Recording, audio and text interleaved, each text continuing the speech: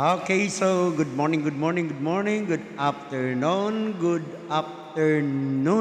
to all of you. Good day to all of you. So this time I will discuss to you. We have quarter 3, module 2, lesson 3, week 2, day 3. And this is all about circular permutation.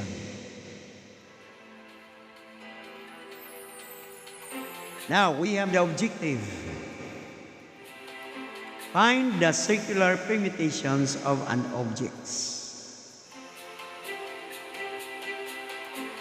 And what is it? And what is this all about? We have now circular permutation is an arrangement of objects in a circle. Again, circular permutation is an arrangement of objects in a circle. The number of circular permutation is expressed by n factorial over n factorial, or we have quantity n minus 1, where n factorial is the number of different arrangements if the objects arranged in a row, and n is the number of objects. And we have the formula.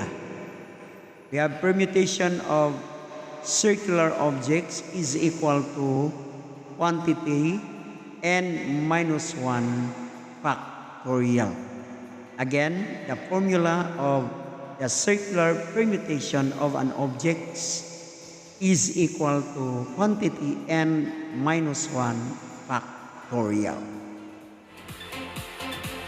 Example: in how many ways can 3 people be seated around the circular table? Again, in how many ways can 3 people be seated around the circular table? So we have now the solution. We have number of people is equal to 3. Now using the formula of circular permutation, this is equal to quantity n minus 1 factorial.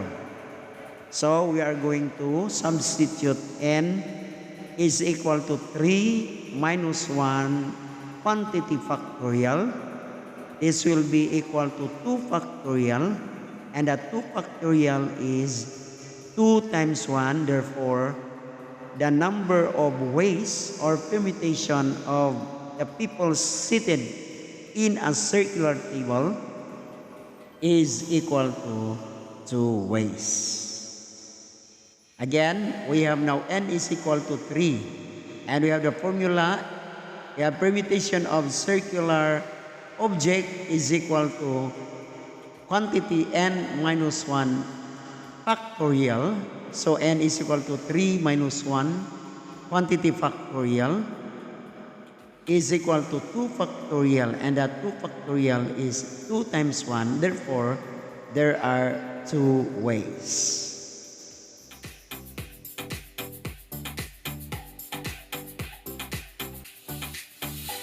What's more? So I will give you evaluation. I will give you 4 problems. We have what's more number 1. Find the number of different ways that a family of 6 can be seated around a circular table with 6 chairs. So there are 6 members of the family, and in a circular table there are 6 chairs. How many ways that a family of 6 can be seated around a circular table with 6 chairs? We have the solution. We have now n is equal to 6, and there are 6 chairs in a round table. So again, the formula in finding the permutation of circular objects is equal to quantity n minus 1 factorial. And this time we're going to substitute the value of n is equal to 6 minus 1 quantity factorial is equal to 5 factorial. 5 factorial is 5 times 4 times 3 times 2 times 1. Therefore, there are 120 ways. Next, how many ways can 9 people sit around a circular table? N is equal to 9. And we have again the formula. We have P is equal to quantity n minus 1 factorial. N is equal to 9 minus 1 factorial, quantity factorial, is equal to 8 factorial. And 8 factorial now is 8 times 7 times 6 times 5 times 4 times 3 times 2 times 1 is equal to 40,320 ways. Again, we have 40,320 ways. Next, in how many different ways may the vertices of a regular pentagon can be named with letters A, B, C, D, and E? So how many letters are there? So you have 5 letters. So we have our n is equal to 5.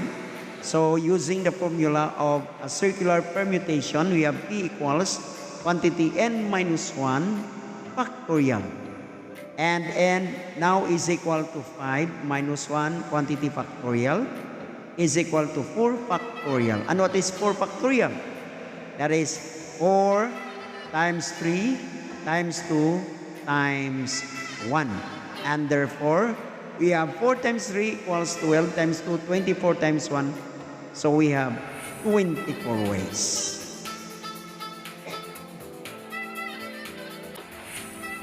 Next, the fourth problem. If there are 8 persons, what is the number of arrangements in a circle? Again, if there are 8 persons, what is the number of arrangements in a circle? So we have now n is equal to 8. And using the formula of a circular permutation of an object, we have now P equals quantity n minus 1 factorial.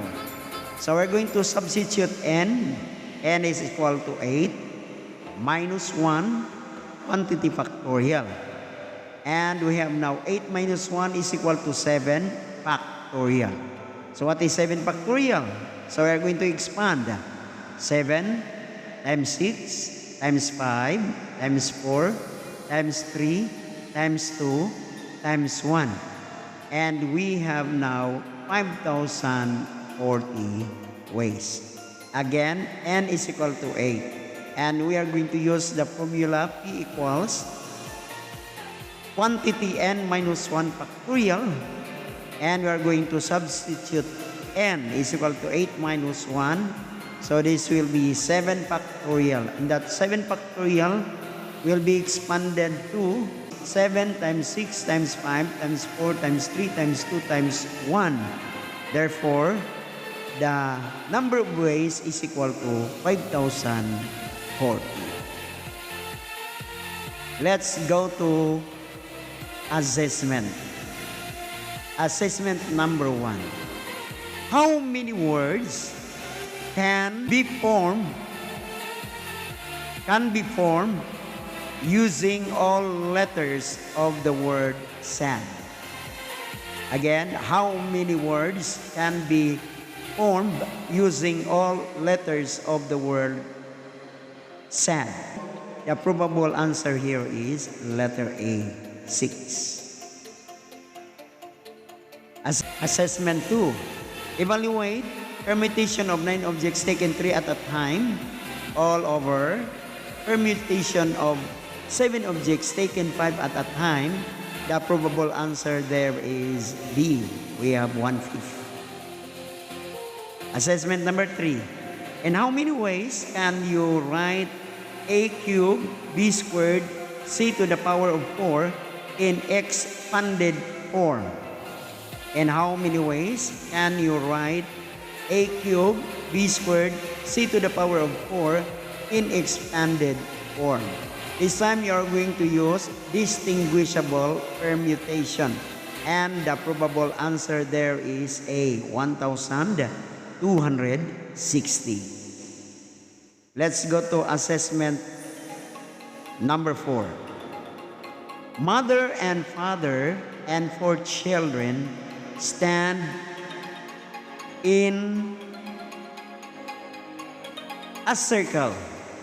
In how many ways can they arrange themselves if mother and father stand opposite each other? The answer there is 12. We have assessment number 5. At fashion show, 5 evening gowns and 5 formal dresses are paraded in a circle by 10 models for judging. In how many different ways may the outfits be arranged if the evening gowns and formal dress? What is the answer?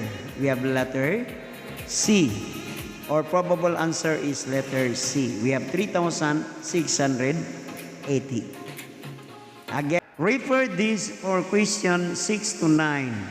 How many ways can 5 boys and 5 girls be seated at round table if number 6, no restriction is imposed? So bahalag unsa magkabali-balis lang tanan. So there are 5 boys and 5 girls. No restriction is imposed. The probable answer there is 362,880. Number 7. The girls and boys are to occupy alternate seats. The girls and boys are to occupy alternate seats. The probable answer there is 3,680. So you have the probable answer there is letter C, 3,680. Let's go to assessment number 8. Mother and father and 4 children stand in circle. In how many ways can they arrange themselves if mother and father stand opposite each other? Assessment number 9. In how many ways can 5 boys and 3 girls be arranged in a circle if the girls must always stand together? Again, in how many ways can 5 boys and 3 girls be arranged in a circle if the girls must always stand together? The probable answer there is 720, and that is letter C. Assessment number 10. In how many different ways can 5 bicycles be parked if there are 7 available parking spaces? In how many different ways can 5 bicycles be parked if there are 7 available parking spaces? The probable answer there is letter A, 2,520. Again, we have letter A, 2,520. So thank you. That was quarter 3, module 2, lesson 3. We have week 2, day 3. Thanks for watching. Again, please subscribe my YouTube channel katong wa pa maka-subscribe. And